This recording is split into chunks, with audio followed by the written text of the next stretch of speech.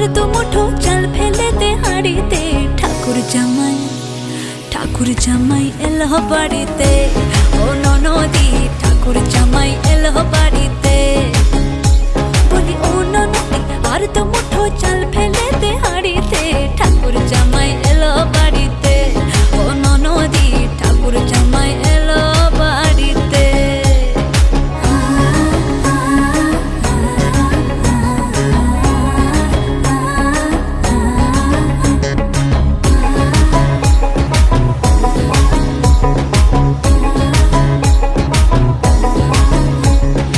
স্টেশনের বাবুর মতো মিষ্টি পান খেয়ে, স্টেশনের বাবুর মতো মিষ্টি পান খেয়ে, দেখেন তোরে দিচ্ছে কেমন ট্যাপে টিপে গেছে।